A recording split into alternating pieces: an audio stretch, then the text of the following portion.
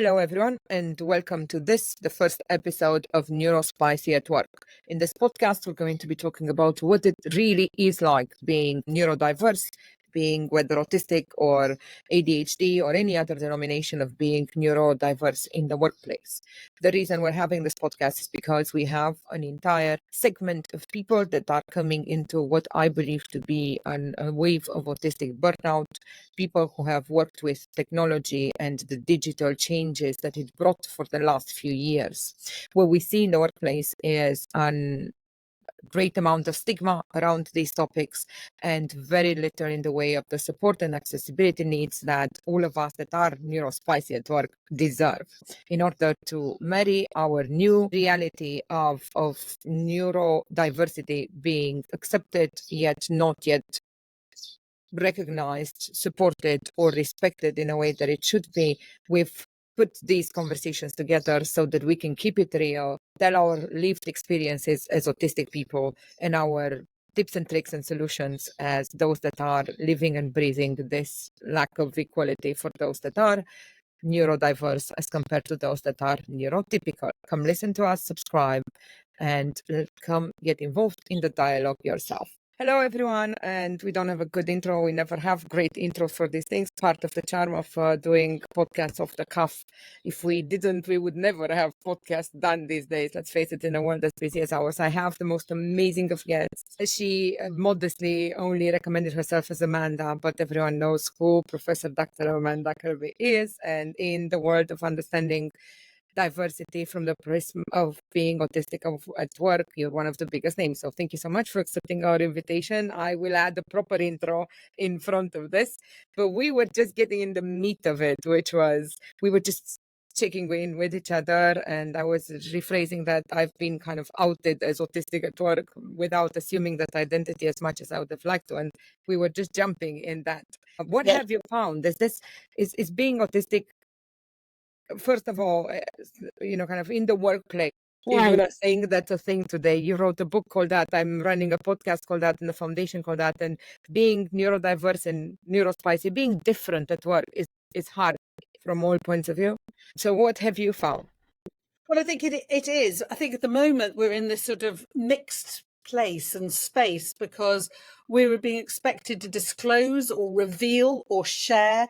And if we don't, we're thought of as hiding something or we're not being truly authentic. So we're having this be authentic, be yourself, tell us all about yourself. But when people are doing that, it's a risk.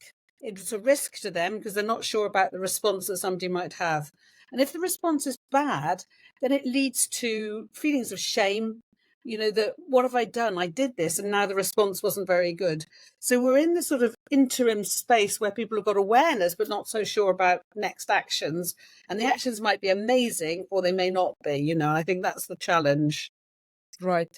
I like how we're framing that. I think that's a positive frame of it's just a moment of the workplace has to readjust to the fact that we have different types of individuals involved in the workplace, right? And we have to, I think it's not been very long. If we take a wider lens, it's not been a long time that we've even had these names for these diagnoses or this understanding of the symptomatology. And most importantly, let's face it, we still don't know what amount of the people in the workplace are undiagnosed high functioning autistic people that we're coming into God knows what type of burnout and other issues in particular in the realm of technology and office jobs and places where the burnout of digital has been heavy, and we all know that on this conversation, or you wouldn't have tuned in, I would say.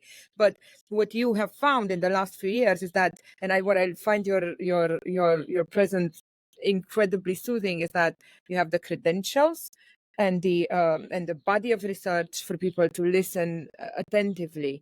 What happens is a lot of the time the stigma comes from from what I call humans in the workplace. I'm so in awe of you that I impression manage about my own concepts. This is insane. I've not done that before.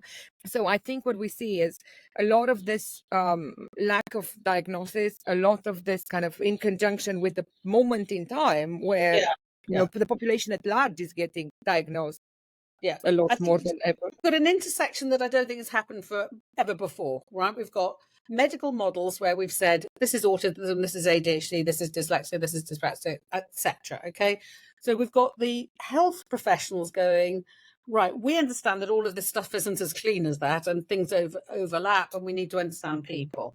We've got the workplace saying, well, actually, we've got to make adjustments because under legal laws and to be able to attract talent and keep talent, which is the most important thing. How do you get the people in, right? And how do you keep the people that are there and make sure that people are well? So they're going, right, what's this neurodiversity stuff going on as well, right?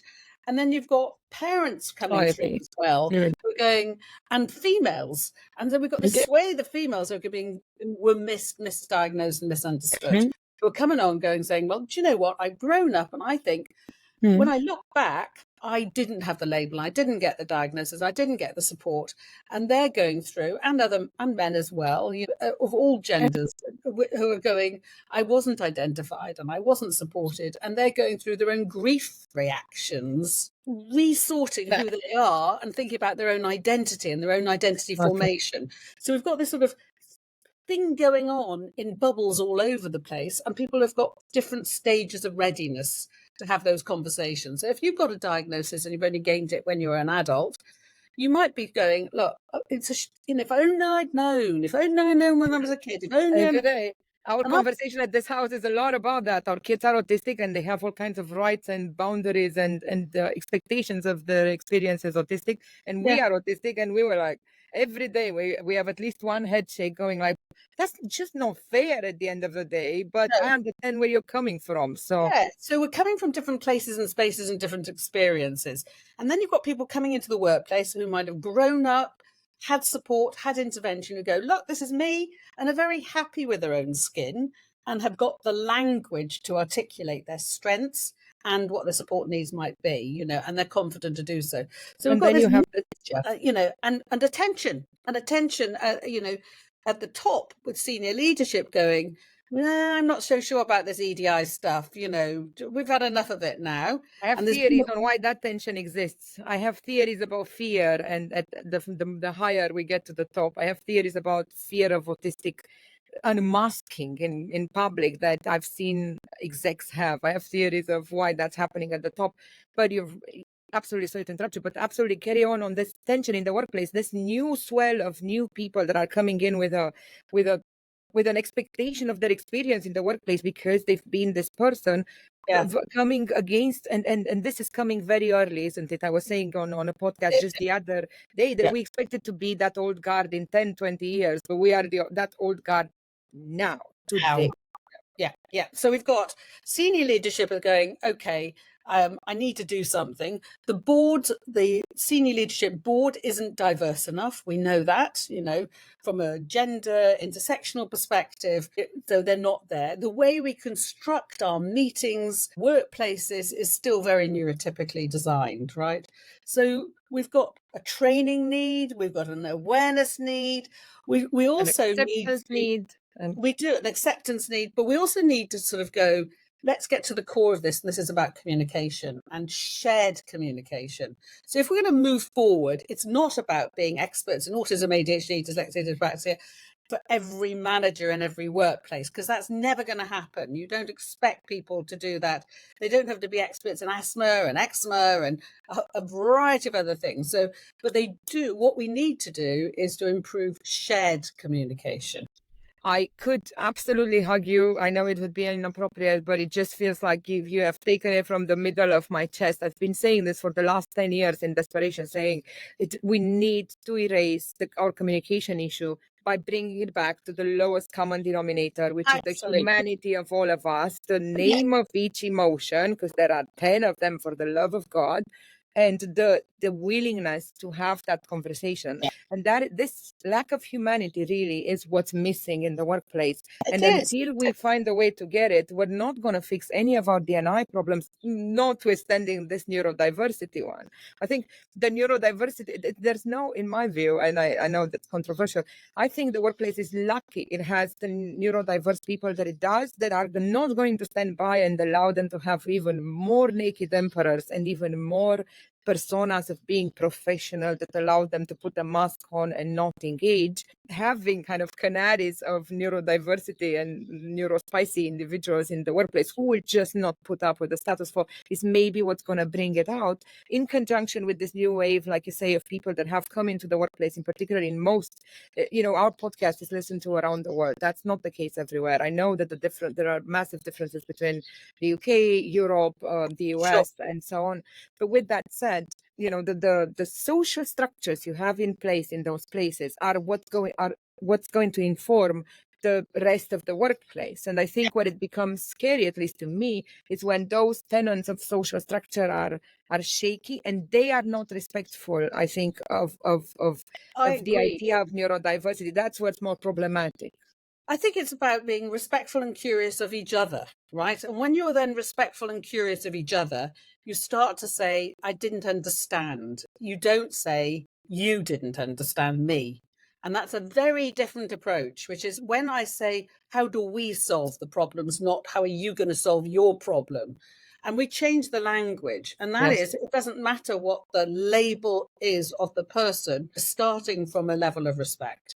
We're starting with, I've employed you because you can do the job, not that you can't do the job. Otherwise, don't employ people by label or condition. You employ people because you've attracted the right talent, and you've ensured that the processes to get them into the workplace is fair and equitable. It's not fair and equitable if you put... That's a naked emperor right there, Amanda. You and I know that these workplaces that have attracted talent do not genuinely, in my opinion, after 15 years of trying to change the HR industry, even really exist anywhere else but in theory or on paper. Organizations subsist. They're non-generative, to shout out to Ron Westrum. They just end up being a bureaucratic mess of human death and horribleness.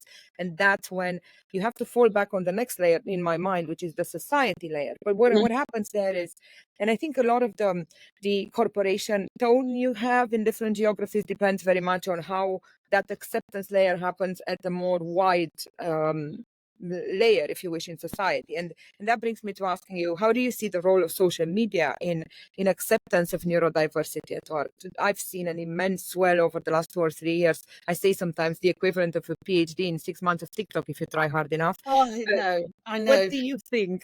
I think that look, I think freedom of thought and freedom of sharing information is really important. I think it can help educate people so they can find solutions. But sometimes it's very difficult to detect what's truth and what's not, what is evidence-based and what's not, right? And I think that if you go on TikTok or you go on any social media and you look for the answers to your questions, you'll find answers. They may not be the right ones. They may not be the correct ones. They may be biased ones, but you'll get answers. And I think the challenge we've got is people not being able to always, rightly so, synthesize what is valid information and appropriate. So if you go on social media and you come with a set of symptoms, it'll fit many different diagnoses, So if I have difficulties communicating, it might be because I'm highly anxious. It might be because English isn't my first language. It might be because you're speaking too fast. It might be because the way you're communicating with me. But what I might pick up putting that list in is a completely different conversation with a completely different label. And I think the challenge of that is providing not gatekeeping, but having some management which helps people to gain the right and appropriate support. At the end of the day, people's interpretation and their lived experiences are valid and they're theirs. And however they want to describe themselves is completely okay with me, right? It really is. But I think what upsets me is if people get the wrong information. There is, where there's an industry, neurodiversity. Who thought that it would be an industry relating to this? And that's sad. That in itself is sad. Just like there is a cottage industry around feminism, there's a cottage industry around males' rights. So it's a cowboy country, right? So what you're seeing now is snake oil being sold. If you do this, you'll get your cure, you'll be cured. And if you're a parent of neurodivergent kids, then sometimes that is alluring when you're having challenges. You want that shortcut. You need that. You want help. If somebody's, I've got wonderful children and grandchildren, and if I could make their life as easy as possible, and I could do it like that, who doesn't want that? I would try. But that after 40 years of working in this space, I promise you there's no snake oil. There's lots of practical strategies, there's lots of routes through, but it usually takes empathy and it takes people working together to make those changes, and it takes a change in attitude of others, and those are where the oil needs to be bathed. It's not in a quick tablet or a quick fix. I mean, that's a wonderful thing you said. And I don't know if I'm sure people are listening to this because they wanted to know about being NeuroSpicy, they'll get it. But people who are not quite getting it, we're making maybe that same mistake that everyone else has, jumping a step ahead, and it doesn't pick them up because our experiences being neurodiverse is all sometimes so all encompassing from both from the inside and the outside. I mean, I can't speak for everyone, but I do know people in that same situation as me. And I think where I see the value of social media over the last few years is while the like you very rightfully pointed out, the quality of information is questionable. I think that's a general problem. It has nothing. It's not only obviously ours, and I think we should probably abstract that to saying kids as soon as they are 10. I don't care if they can handwrite, but can they understand what is genuine information versus what's not genuine information? I think it's hard for all of us. I do think that having information out and freely available is democratizing. It really is. Because I think as a professional, as a medic, working as a health professional, I think we've held it close to us as professionals. We wanted to have that sort of, you need to come to me and I'm going to give you the answer, right? And we put barriers in place because then it means the only people who can gain the answers are those who seek the professionals. And then it becomes an inequitable situation because only those who can afford it or those who know where it is or can articulate it can get help and support. I love that you made that distinction. I don't like that. So love that you explain that. It's important that we don't kind of make it sound like the gatekeeping is a thing that we're saying. We're just saying go to the information house, just develop this super smart critical eye about the information you're getting in. But with that said, amazing of Dr. Kirby to say, look, whatever we set on information wise, it's like just go get it, because there is, I think the impediment that I have heard in the workplace over the last 20 years has always been, I'm not a psychologist. I know. I don't know about feelings. I am not in charge of empathy. I'm in charge of this PNL. And it's been constant. And it's now a very tired excuse when you have all this information at your fingertips. Number one. Number two, I think important in my view is, really quickly to get in, and I wanted your opinion on it, was how do you feel about the element of gaining a tribe by being in any social media environment as a NeuroSpicy person? I mean, I think we all seek out people who have something in common with, right? Common experiences, common how we see the world, how the world sees us. I think often our tribes are people who've been through trauma, feel detached, feel shamed, feel othered. And I think those are the common threads that are coming through this. Quite often have felt anxious. And actually, in reality, if you unpack that, probably have lots of things that are different from each other, but the commonality is their experiences. I think the challenge we come when we go to a tribe is we believe that people are experiencing the same thing. They're not always, because we're coming from different places and different experiences and different families and different interests. But I think having a place to share even our pain and difference can be very helpful, because it can be quite a lonely place to feel like I'm the only one who feels a little bit different to everybody else. We might have grown up feeling that, and finding other people who've actually experienced the same things. Right. And I know as a parent of neurodivergent children, I remember when I started meeting other parents who are going through similar experiences, I found it incredibly rewarding. And I learned all sorts of tips and hints and strategies. Right. Because they're going through it at the same time. Right. When I was trying to navigate healthcare, sometimes it was quite difficult, even as a healthcare professional, to try and find something that I needed to help about shoelace tying today, where I didn't need to go to see a specialist for that. I just needed some tips and hints and techniques, So I found finding my parent tribe at that stage was very helpful. I think this is exactly that experience that I would describe for those of us that were like late diagnosed and suffered from what I suspect is an autistic burnout. just having other professionals. We have to remember that we've attempted in this podcast to discuss authentic leadership and say to people, look, you've been in a leadership position for the last X amount of time. There's a layer of hundreds of thousands, if not millions of people that have put themselves through enormous amounts of cortisol levels and pressure so that they super perform for extreme amounts of time. And I feel like that layer is coming into a collective burnout moment to a degree. Yeah. Like you said, there are many other spheres in which this is a serious exploding issue, but it's not really either completely put under or seen as explosive. A lot of issues to unpack. I was going to ask you, and I'll ask you live, if there's any chance that I can get you for like a few of these 5 minutes, one question of the week to Professor Dr. Amanda Kirby. Yay, we can have that quick one on the show. And then that way we can have a chat all the time when we have some time. I think I put a pan on with eggs and I think they've just exploded. No, I'll let you go. Get back to that. We are humans who have to feed other humans.